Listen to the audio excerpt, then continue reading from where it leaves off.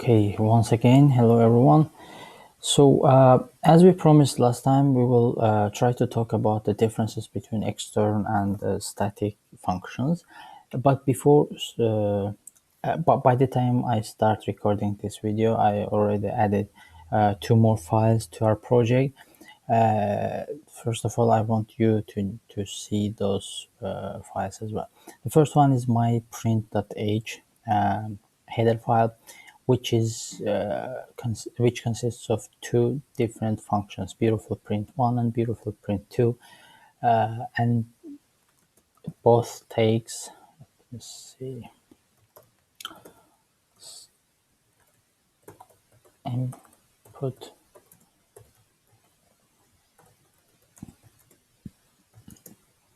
both of them takes a string as input parameter, right? So what about the implementations of those? Here, beautiful print 1 is printing string. Okay, both of them are printing the strings, but in like different formats.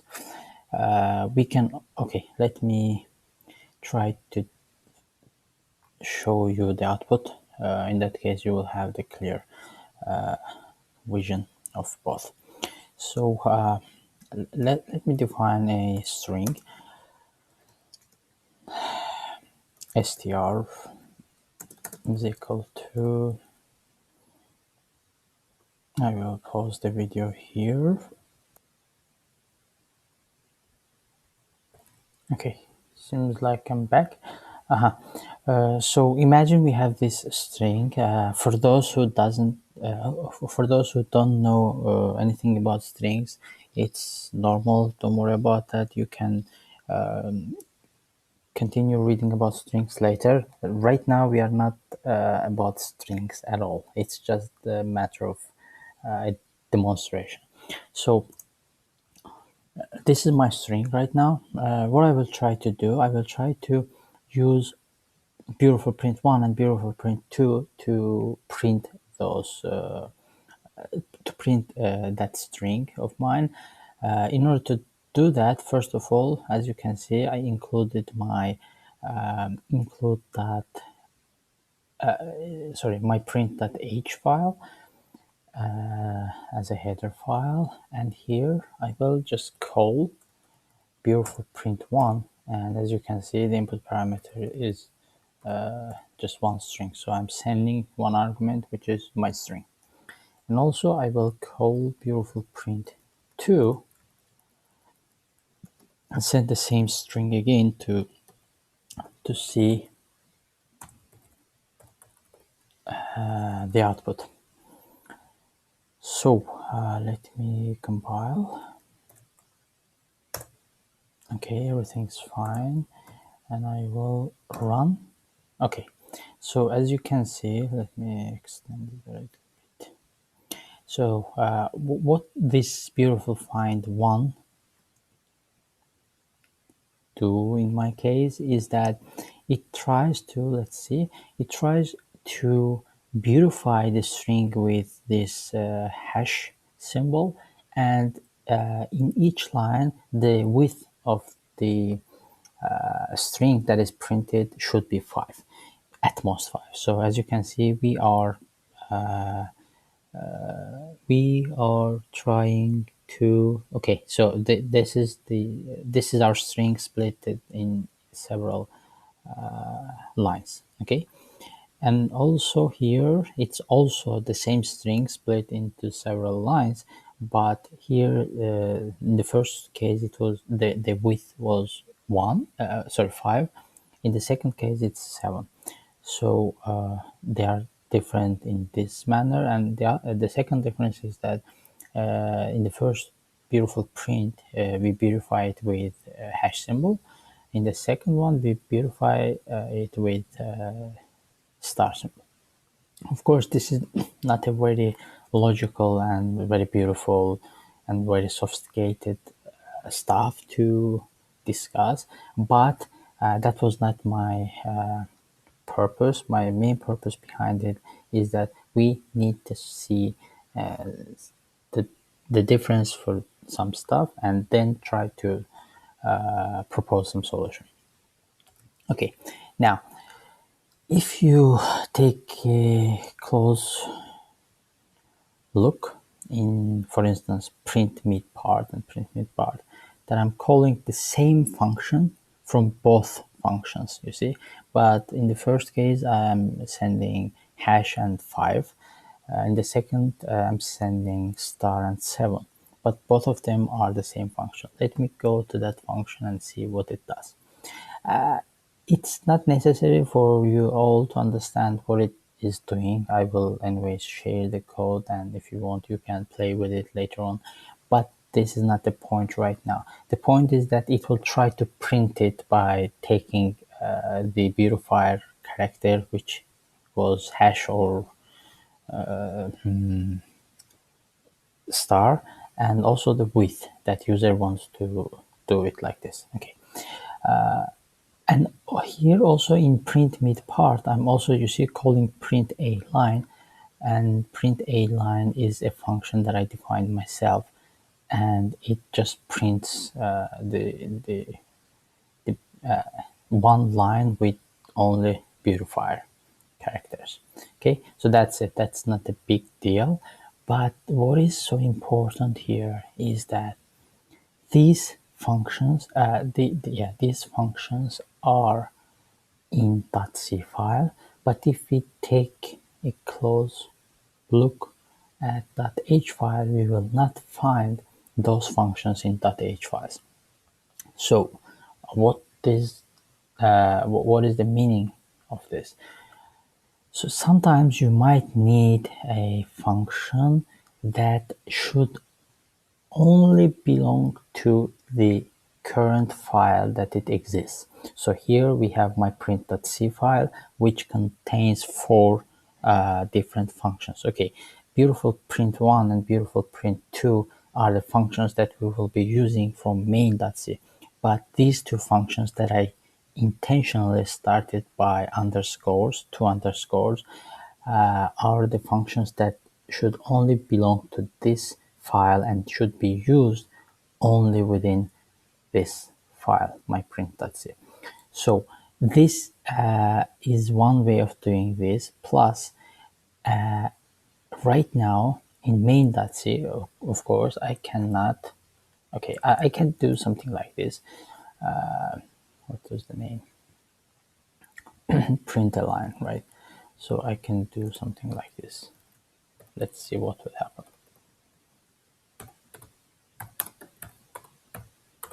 Okay, now what does it say? Okay, so I will get back to here and I will compile. You see, it compiles, but it says that there is a warning. And what is the warning? The warning is that print a line is a function that I don't recognize, C says. And here I only include my print.h, which apparently doesn't contain that function. So it doesn't recognize it, but it compiles, so I have executable file. What about if I do this? It works.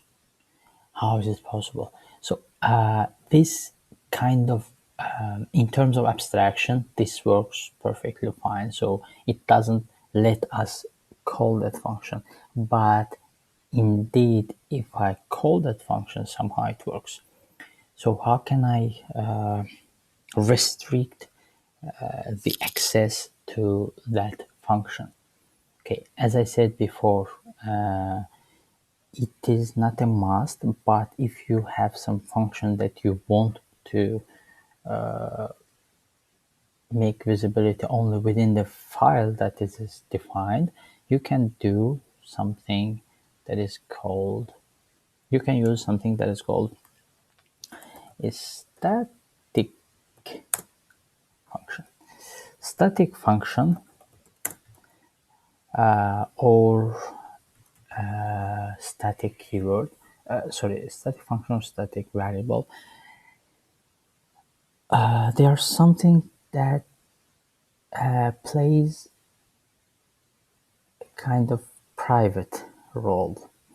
What do I mean by private is that if you have something as static, I'm not talking about static local variable. This is completely different in the sense of accessibility, but we are talking about some global stuff here, global variables or global functions.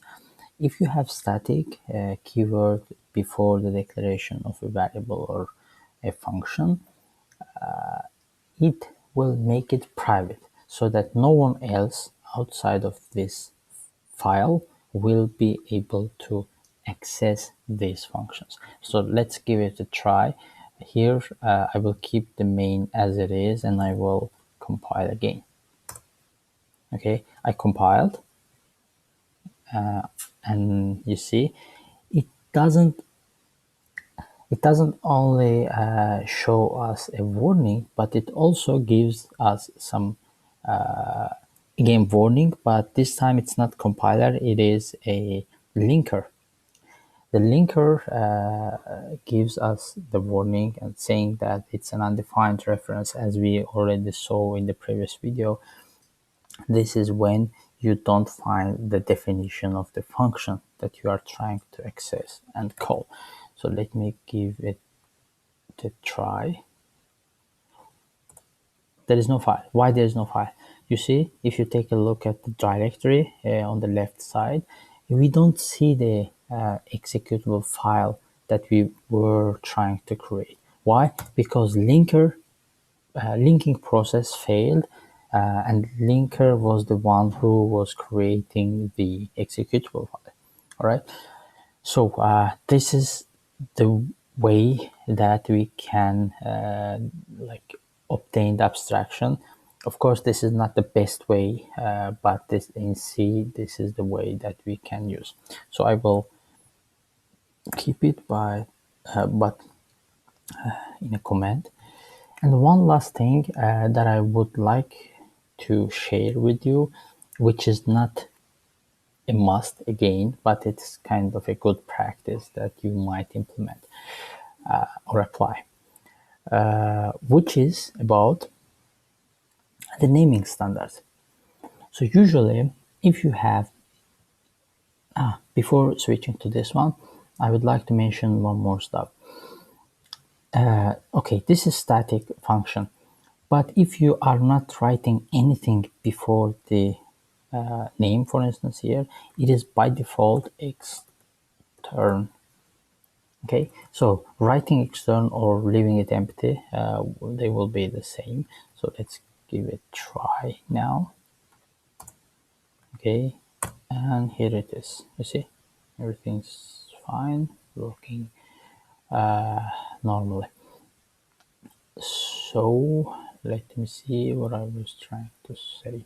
Okay, a kind of good practice would be using some prefixes for your function names, because imagine you have this kind of stuff.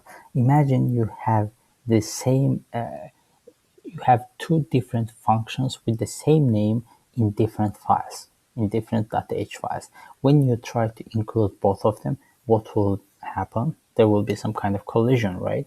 So in order to avoid that kind of situation, we will use some kind of prefixes. This is you who needs to choose the prefix. It's completely up to you. So I will use, for instance, this is my print, so mp underscore, and also here it will be mp underscore. Okay, that means I have to use the same prefixes in my .c files, and also I have to call these functions by using the correct name, which is with mp prefix. Right, now let me give it a try for the last time. Okay, perfect. So I think that's it. That's not all, but that's the basics of the modular programming with C. Of course, if you are still interested and you are curious enough to extend your knowledge, try to search more about some new stuff, you can also try to read and understand about CMake, make files, and so on and so forth. So these are not like these are kind of advanced stuff. You can search about it. You can find several good tutorials probably about these concepts. But we are done with the fundamentals or basics of modular programming in C. Before okay, before letting you go with your research, I will ask you to do something as a homework, which is this. Imagine I ask you to, let me copy this. I will ask you to do a function, to define a function, beautiful print 3, which will, in its turn, print the string with the beautifier,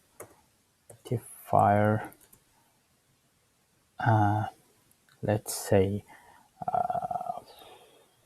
let me see, dollar, okay, and the width of 10, for instance. I am sure that you can do it easily. That's the point of this modular programming. And that's the point where when you implement it, or when you define this function here in .c file, as you can see, I did already 2 of them, you will just basically call the function that you defined as private or static in C terms, and you will just provide the values that you are supposed to provide. Okay, so that's it. I hope you enjoyed the video and you take a benefit out of it. Try to understand each and every concept that we discussed here, and if you have questions, do not forget to leave a comment and ask your questions. Take a good care of yourself. Bye bye. See you in the next video.